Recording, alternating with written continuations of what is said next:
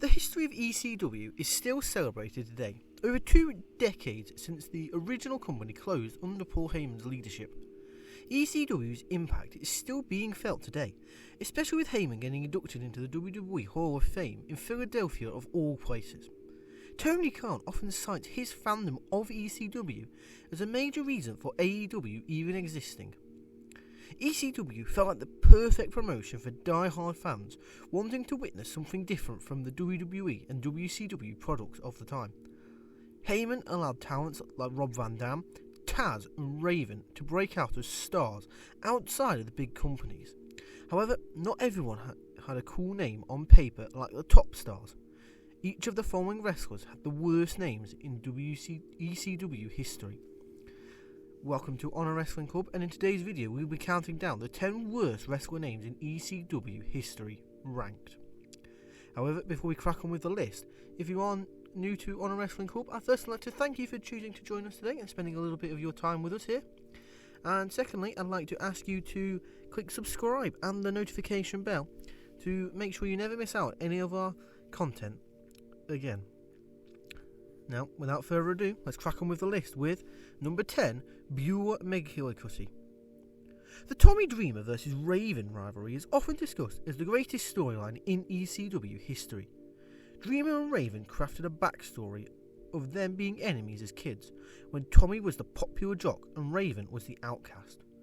Raven claimed that Dreamer also overlooked an ugly, overweight girl from their childhood that had a crush on him. Beulah McGillicuddy was introduced as a stunning model, but the odd name was meant to sell her backstory as someone shockingly growing up to become more attractive. In number 9, we have Cyrus the Virus. He's copying the name of a movie character there.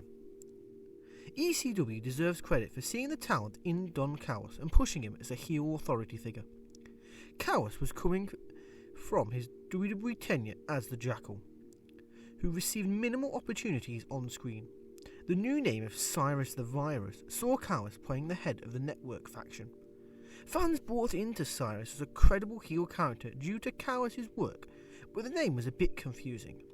Con Air was a popular movie to come out 2 years prior, with Cyrus the Virus as the same name of the main villain. In number 8, we have the Zombie, who represented the worst of WWE's ECW. There was incredible excitement for the ECW brand when WWE decided to bring back Extreme Championship Wrestling, following the incredible success of the 2 one-night stand events, and Rob Van Dam even beating John Cena for the WWE Championship to end the superb one-night stand 2006 pay-per-view. This created paramount excitement days before the TV show would launch. Unfortunately, one character showed why the new ECW turned away many fans that opening night. The Zombie debuted as a one-off character getting squashed by the Sandman. ECW airing on Sci-Fi Network led to bizarre gimmicks and names like this. In number 7, we have Jasmine. Paul Heyman realised that Jazz was the right woman to add to the ECW roster later in the run. However, her debut coming under the name of Jasmine felt a bit odd with the forced wordplay, wanting fans to think her name was Jasmine. Her name initially being spelled J-A-Z-Z as in jazz music, as opposed to J-A-S. There was no real logic or purpose behind the name beyond getting her introduced as part of Just the Incredible support team. ECW eventually changed her name to Jazz for greater success, and WWE signed her with the same name. In number 6, we have Little Guido. Paul Heyman loved booking factions before it was as common in every promotion. ECW showed that with the full-blooded Italians becoming a major act on the show, Little Guido was the most pushed wrestler in the group and often viewed as the leader. WWE actually changed his name to Nunzio due to the term Guido being considered an insult and even a slur to some Italians.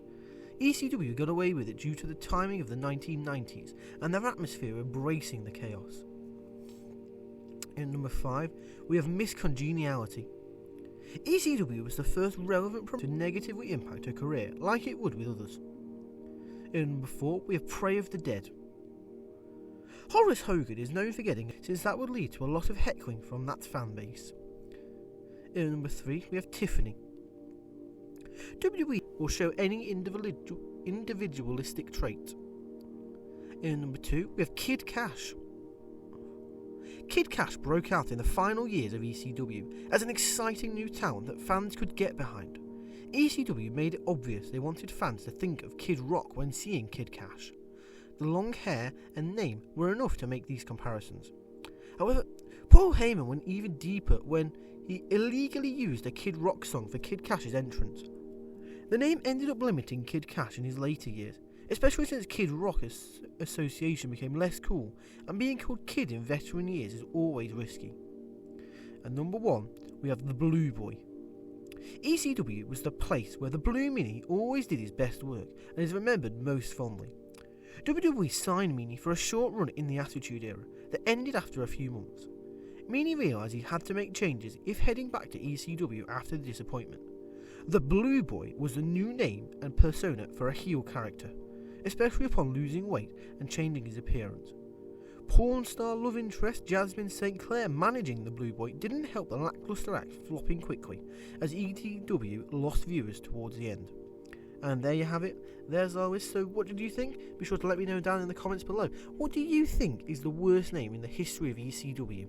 Be sure to let me know your thoughts in the comments down below. If you've enjoyed this video, be sure to give it a thumbs up and click the subscribe button and the notification bell to make sure you never miss out on any of the content we here on A Wrestling Club put out. But until next time, I'd just like to thank you for watching, and I'd like to welcome you to the club.